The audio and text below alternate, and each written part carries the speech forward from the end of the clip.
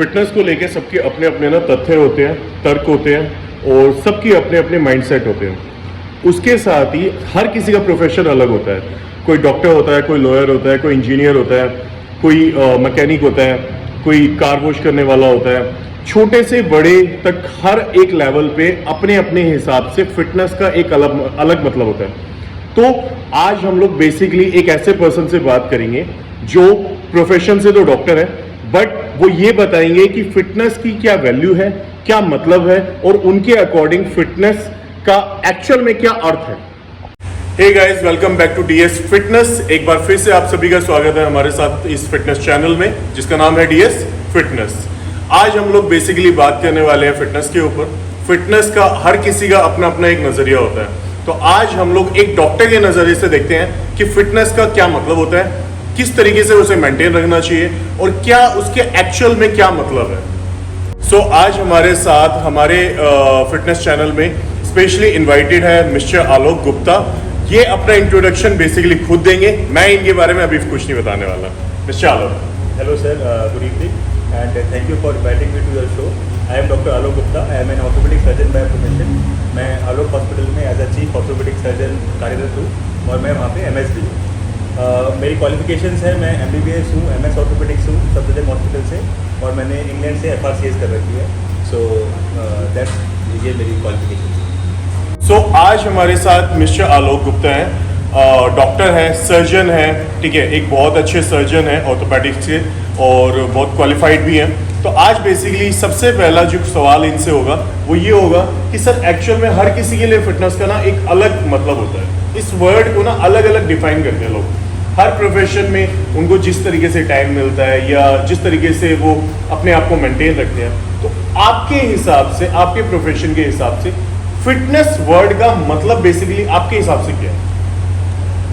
Sir मेरे हिसाब से फिटनेस का मतलब है to apply your mind, body and soul to your work and अपने काम को उस एक्टिविटी लेवल से कर पाना जहाँ पे आप जो अपना 100% अपने काम को देना चाहते हो वो दे पा रहे हो और ऑब्वियसली अपने काम में एक अच्छे रिजल्ट ला पा रहे हो। और वो लाने के लिए हमें फिटनेस, हमारी बॉडी की फिटनेस बहुत ज़रूरी है। मेरे लिए फिटनेस का मतलब यही है कि हम अपने काम के प्रति कैसे उसमें अपना 100% दे पाएँ। सो एक तरीके से मतलब है आपका कि अपनी फिटनेस के फिटनेस वर्ड बेसिकली एक ऐसी एक्टिविटी जो आपको क्या कहता है और ज़्यादा एक्टिव रखने में आपको हेल्प करती है। Exactly, yes. जैसे मैं एक ऑर्थोपेडिक सर्जन हूँ, मैं अपने ऊपर एग्जाम्पल लेके बताता हूँ। सपोज मैं किसी पेशेंट का ऑपरेशन कर रहा हूँ, उस समय पे I need to be very very fit, because कई बार हमारे ऑपरेशन ऐसे होते हैं जहाँ पे हमें अपने को बहुत फिजिकली अपने आप को अप्लाई करना पड़ता है। वहाँ पे अगर मेरा फिटनेस लेवल ठीक नहीं होगा तो मैं कुछ गलत कर सकता हूँ। तो यहाँ पे मेरा डायरेक्ट इन्वॉल्वमेंट हो जाता है फिटनेस से। तो इसलिए मैं कहता हूँ कि fitness is directly related to your how you are performing at your work. तो सर फिटनेस का मतलब तो हमें पता चल गया। आपके अकॉर्डिंग फिटनेस एक ऐसा काम है जो आपको और एक्टिव रखने में हेल्प करता है। अब आप अपनी फिटनेस के लिए बेसिकली आप ऑलरेडी बहुत ज़्यादा बिजी रहते हो, तो आप अपने फिटनेस के लिए बेसिकली टाइम कैसे निकालते हो? सर देखिए, मुझे क्या लगता है कि ये फिटनेस या एक्टिविटी जो हम करते हैं जिम में आके, वो एक ऐसा चीज़ है जो वो समय है जो हम अपने लिए दे रहे हैं। तो मेरा कहने का मतलब ये है कि अगर हम अपने लिए ही समय नहीं निकाल पा रहे हैं तो we are not justifying ourselves to the society. मेरा कहने का मतलब ये हुआ कि अगर हम बिजी भी हैं तो हमें समय तो निकालना ही है, और यही एक ऐसा समय है जो हम अपने लिए दे रहे हैं, और बाकी समय तो हम दूसरों के लिए ही देते हैं। तो इसके लिए समय निकालना जरूरी है, चाहे आप 24 घंटे बिजी हैं, चाहे 24 में से 23 घंटे बिजी हैं, बट हाँ, दिन में आपको 1 घंटे निकालना ही निकालना है, चाहे आप कितने भी बिजी हैं। तो this is how it goes according to me. Sir ये तो बात होगी फिटनेस की। अब फिटनेस के अलावा ना एक वर्ड आता है हेल्दी, ठीक है? तो हेल्दी से एक्चुअल में आपका क्या मतलब है? मतलब हेल्दी होना क्या है?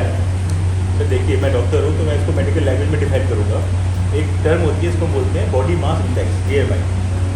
BMI का फॉर्मूला होता है weight in kg divide by height in metre square. तो आमतौर पे अगर जिस भी इंडिविजुअल का वो 25 या 20 से 25 की रेंज में लाई करता है, he is considered as fit. Then if we go above 25, then like 25.1 to 29.9, then we come in obese category. Then above 30, then it becomes hyper obese. तो अगर हम इसको मेडिकली डिफाइन करें तो फिटनेस का मतलब BMI बिलो 25 और below, but it should be above 20 as well. मतलब we should not be emaciated, Healthy होना वी शुड बी हेल्दी। हमारा वेट बहुत कम भी नहीं होना चाहिए और बहुत ज़्यादा भी नहीं होना चाहिए। अगर हम इसको मेडिकली डिफाइन करें तो अवर BMI should be between 20 and 25। ठीक है। और अगर नॉर्मल पर्सन की लैंग्वेज में, अगर ये तो आपकी बहुत सारे जो एक तरीके से लीगल लैंग्वेज हो गई, ठीक है ना, अगर नॉर्मल पर्सन को समझाना हो हेल्दी की डेफिनेशन या फिर उनको बताना हो तो उनके लिए क्या वो है? सर ये ना एक बहुत सिंपल सा फॉर्मूला है, जो अगर हम अपना वेट हम कहीं भी किसी मशीन पे कर सकते हैं। ये मेरा वेट है, ये मेरी हाइट है। तो अगर हम उसको फिटनेस को डिफाइन करना है, अगर हम वेट में डिफाइन करना चाहते हैं तो फिटनेस का मेडिकल फॉर्मूला तो यही है। अदरवाइज अगर हम फिटनेस डिफाइन करें तो हम बहुत तरीक़ों से डिफाइन कर सकते हैं, like how is my activity level, how do I feel after my work, how do I feel after my workout, how do I feel when I do my daily course. So if I am feeling mentally, physically and active, then I think so we are at a decent fitness level. So we are healthy now. Yes, we can say अगर हम किसी भी काम करने के बाद ज़्यादा थकते नहीं हैं, कि चाहे वो एक हमारा घर का काम है, चाहे वो हमारे वर्क प्लेस का काम है, चाहे मेरा एक वर्कआउट का काम है, तो हम एक डिसेंट फिजिकल लेवल हमने मेंटेन कर रखा है, fitness level. But I think so BMI is the best way to define for health, for fitness. Yes, सब में ना अच्छी आदतें और बुरी आदतें होती हैं। तो फिटनेस जो है वो गुड हैबिट्स में काउंट होगी या बैड हैबिट्स में? Sir I don't even consider it as a question. Fitness has to be a good habit, so it can never be bad. I think so, and to remain fit is should be our motive in life in fact, क्योंकि fit रह के ही हम वो achieve कर पाएंगे। If you want to achieve something in life, be it a small thing or a big thing, अगर हम फिट ही नहीं है तो हमारी अचीवमेंट ही नहीं आ पाएगी। तो fitness has to be a good thing. तो बट मोस्टली ना सर क्या होता है कि लोग कहते हैं कि जब तक हम क्या कहते हैं वर्कआउट करते हैं या जब तक हम एक्सरसाइज करेंगे तब तक ही हम अच्छे रहेंगे। तो उनके हिसाब से ना, कुछ के हिसाब से ये जो होती है ये हमारी एक तरीके से बैड हैबिट में आएगी कि जब तक हम कोई काम कर रहे हैं तब तक तो ठीक है, बट अगर हम वो छोड़ देंगे तो हमारा नेगेटिव इम्पैक्ट आना शुरू हो जाता है, हमारा बॉडी वेट बढ़ना शुरू हो जाता है, हम लोग वैसे ही लेजी हो जाते हैं जैसे पहले थे। तो मतलब या तो इसको कंटिन्यू हमेशा बना के रखो। सर मैं इसका एग्जांपल देकर समझाता हूँ आपको। हम जहाँ भी किसी वर्क प्लेस में जाते हैं तो हमें सैलरी मिलती है ना। सैलरी, लेट्स टेक एग्जांपल, हमारी सैलरी महीने की 15,000 है, 20,000 है, 30,000 है, 50,000 है। जब मैं वो काम करना छोड़ दूंगा तो मुझे वो सैलरी मिलनी बंद हो जाएगी। यहाँ पे मैं एग्जांपल देकर समझाता हूँ आपको। मैं एक वर्कआउट करता हूँ, वर्कआउट के बाद मैं एक फिटनेस लेवल अचीव करता हूँ। जब मैं वो वर्कआउट कर दूंगा तो मेरा फिटनेस लेवल अचीव होना बंद हो जाएगा। तो इसको एक एग्जांपल लेके समझे। तो वर्कआउट को छोड़ना हमारा मोटिव नहीं है, वर्कआउट को लाइफ लॉन्ग कंटिन्यू करना हमारा मोटिव है। And I think so we should strive to achieve that, कि हम अपने प्रोबेबली लास्ट मोमेंट तक, जो भी हमारी लाइफ स्पैन है 70, 80, 90, तब तक हम वर्कआउट करें जिससे कि हम अपना फिटनेस लेवल मेंटेन कर सकें और हमें सैलरी मिल सके। That is fitness. अच्छा सर, आप ही की बात पे ना एक क्वेश्चन और करता हूँ, मतलब क्या कोई एज मैटर करती है वर्कआउट करने के लिए पर्टिकुलर? देखिए, जैसे जैसे हमारी एज बढ़ती है डेफिनेटली हमें थोड़ा सा कुछ काम करते वक्त थोड़ी थकावट होती है बॉडी में, क्योंकि हमारी बॉडी के सेल्स डिजेनरेट होने लग जाते हैं। लेकिन इसका मतलब ये नहीं है कि हम अपना उस मोटिवेशन लेवल को या फिर जो हम वर्कआउट करते हैं उसको छोड़ दें। आप एग्जांपल लेके देखें, let's take an example of Arnold Schwarzenegger, है ना। वो एज में बहुत बड़े हैं but he continues to workout, है ना। अगर हम और अच्छे एग्जांपल लेके देखें तो शाहरुख खान साहब, है ना, मैं उनका बहुत बड़ा फैन हूँ फिटनेस को लेके। वो अभी भी वर्कआउट करते हैं। And our own Virat Kohli, है ना। तो द थिंग इज कि जैसे जैसे एज बढ़ती है हमारा वर्कआउट लेवल थोड़ा सा कम हो सकता है, बट वो छूटना नहीं चाहिए। सॉरी मैं आपको इंटरप्ट कर रहा हूँ बीच में, बट मोस्टली क्या होता है कि जैसे आपने आर्नोल्ड जी का नाम लिया, ठीक है, लोग कहते हैं कि सर वो तो बॉडी बिल्डर है, उनका तो बेसिकली काम था ये, ठीक है। आपने शाहरुख खान का नाम लिया कि वो तो एक्टर है, उन्हें तो ज़रूरत है, उन्हें तो फिट रहना ही पड़ेगा वरना वो पैसे कैसे कमाएंगे। तो एक नॉर्मल बंदा क्या कहते हैं, एक एज पर्टिकुलर एज पे पहुंचने के बाद 40, 50 या 60 के बाद क्या उसको वर्कआउट कंटिन्यू रखना चाहिए? सर देखो, वर्कआउट कंटिन्यू क्यों रखना चाहिए उसको, क्योंकि अगर हम वर्कआउट कंटिन्यू नहीं करते हैं और अगर हम ओबीज रेंज में आ जाते हैं या ओबीसिटी रेंज में आ जाते हैं तो हमें विभिन्न प्रकार की बीमारियां हमें घेर लेती हैं। For example diabetes, hypertension, then heart related problem, then सांसों की दिक्कतें। तो जैसे जैसे हमारा फिटनेस लेवल कम होता है हमें ये बीमारियाँ घेर लेती हैं। तो अगर हमें इन लाइफस्टाइल डिसऑर्डर से बचना है तो हमें फिट रहना पड़ेगा। तो दे आर इंटर रिलेटेड। तो बेसिकली मतलब सबके लिए है इम्पोर्टेंट, ज़रूरत है, बस सब इग्नोर करते हैं, इशू बनाते हैं या फिर एक तरीके से बहाना बना देते हैं अपनी एज को लेकर। बिल्कुल ठीक बात है। देखो सर, फिट नहीं रहना भी एक ऑप्शन है। But the thing is then that person will be engrossed with these lifestyle disorders. जो एक ओबीस पर्सन होगा वो अपनी लाइफ को खुल के शायद नहीं जी पाता. But I am not saying कि हर बंदा फिट रहे. That is also to not remain fit is also an option, but it is a bad option.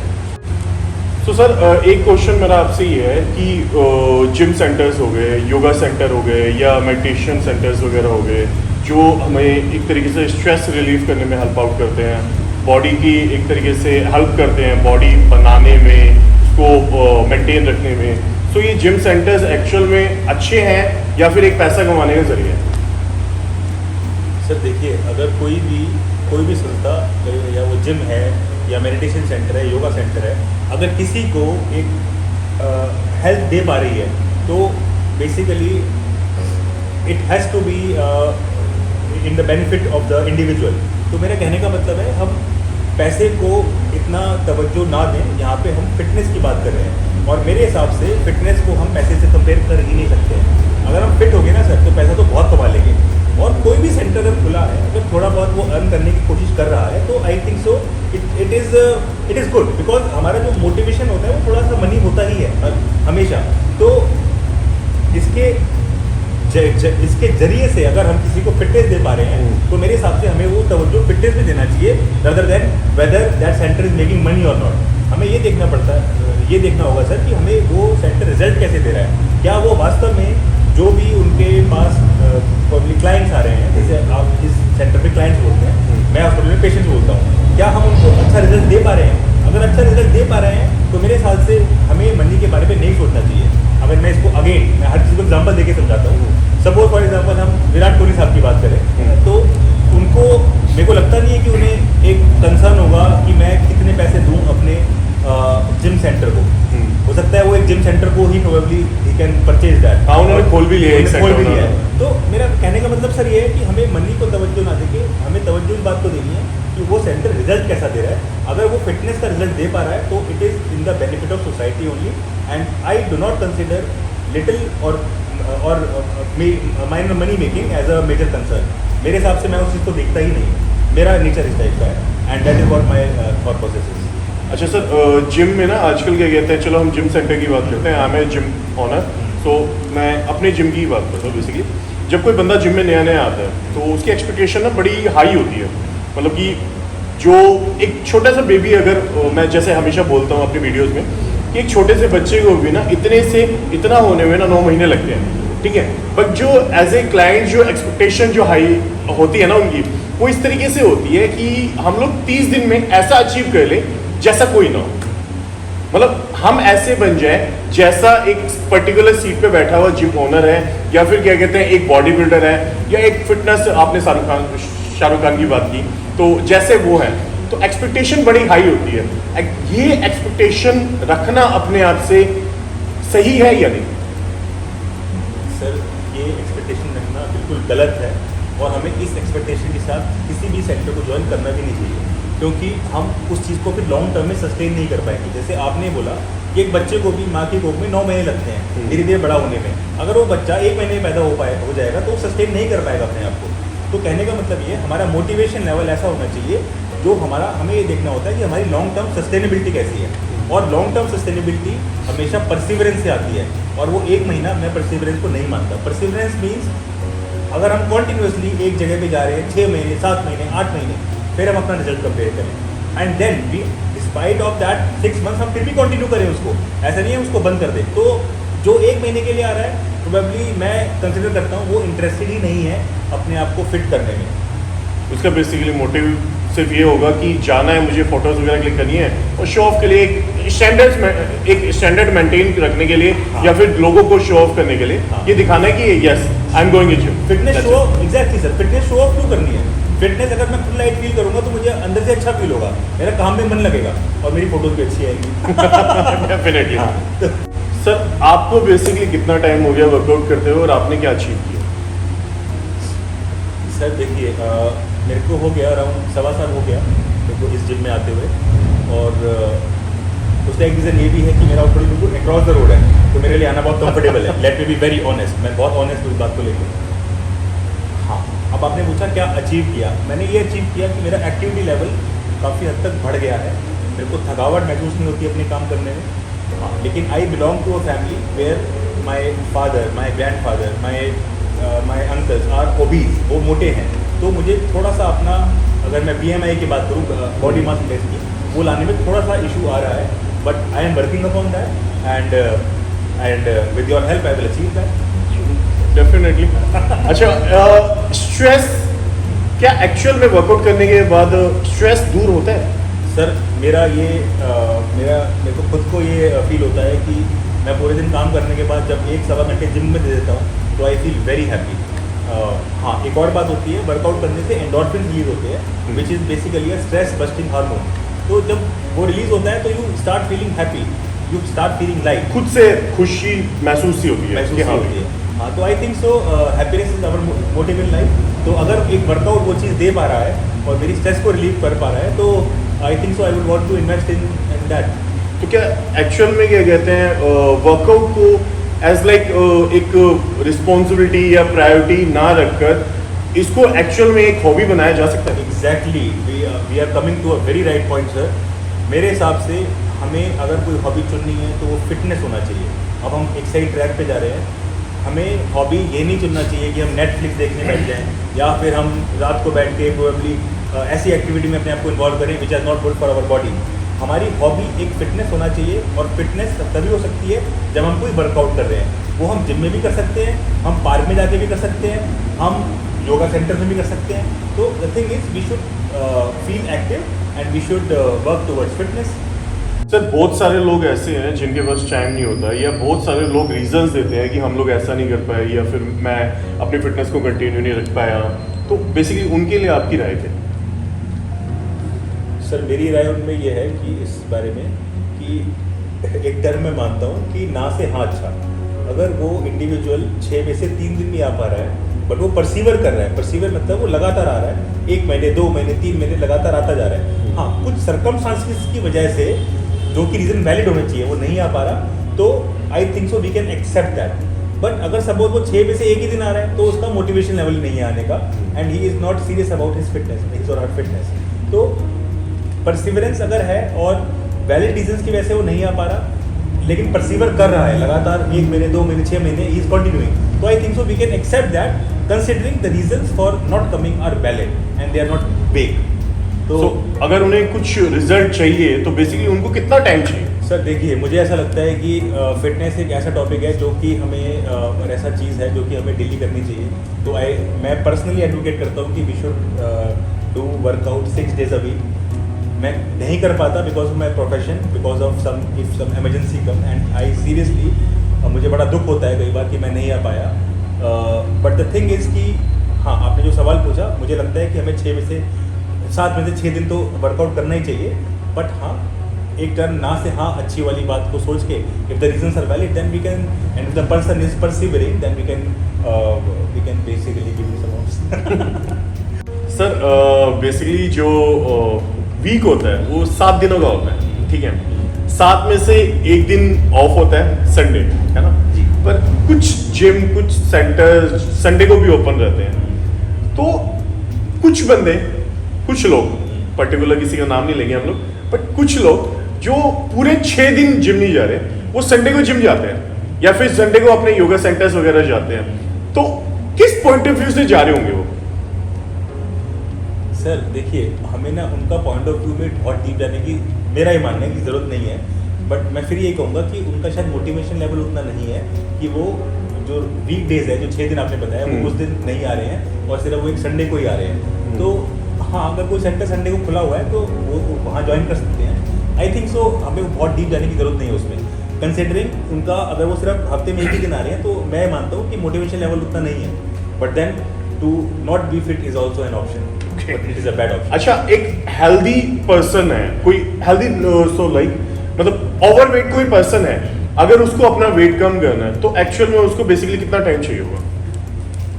Sir ये अगेन मोटिवेशन लेवल पे डिपेंड करता है, बट मैं कई तरह के वीडियोस देखता रहता हूँ। जैसे मैं इनफैक्ट आज ही मैं देख रहा था आमिर खान साहब का वीडियो, उन्होंने बताया कि वेट कम करने का क्या तरीका है या वो क्या अपनाते हैं। तो उन्होंने मुझे बताया कि we have to remain in calorie deficit. Calorie deficit का मतलब ये हो गया, जो किताबें कहती हैं for 7500 kilo calories a person loses 1 kg of weight 1 kg of fat, तो हमें कैलोरी डेफिसिट में रहना पड़ेगा।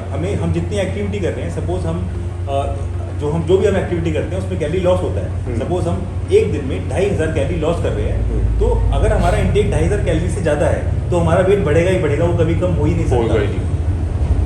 जो मैं उसमें पढ़ा उस आर्टिकल में, तो उन्होंने उसमें यही लिखा हुआ है कि हमें हर दिन कम से कम 500 किलो कैलोरी डेफिसिट में रहना चाहिए अगर हम अपना सीरियसली वेट थोड़ा कम करना चाहते हैं।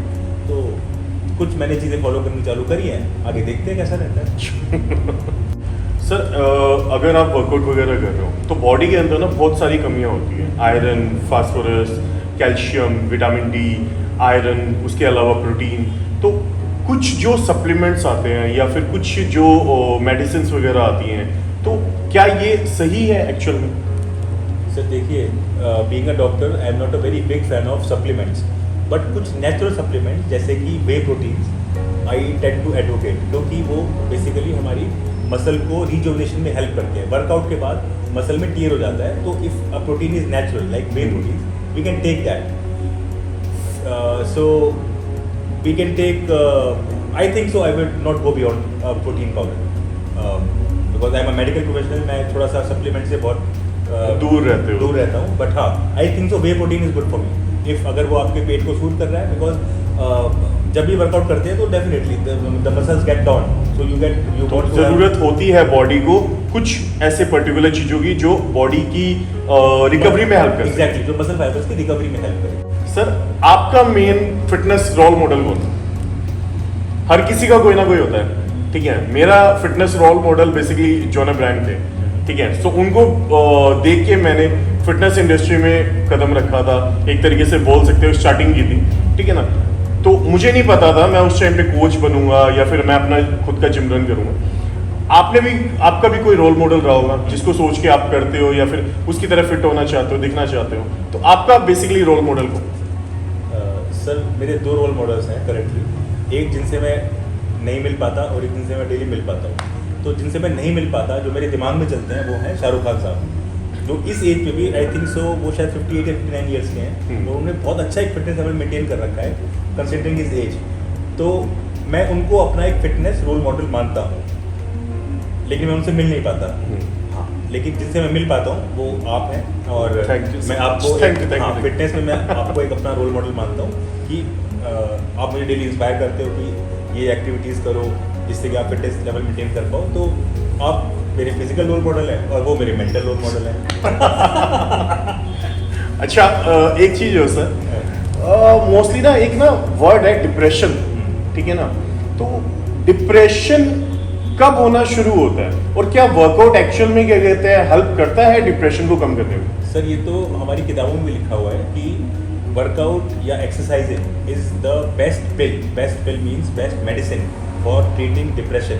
तो अगर सपोज किसी को लाइफ है, बहुत टफ सिचुएशंस भी आती हैं, तो हाँ ये संभावना है कि हम लो मूड पे रहें या कई बार डिप्रेशन में आ जाएं, बट अगर हमें इसको ओवरकम करना है तो सिर्फ वर्कआउट और एक्सरसाइजिंग ही हमारा फर्स्ट तरीका होना चाहिए, rather than being depending on medicine.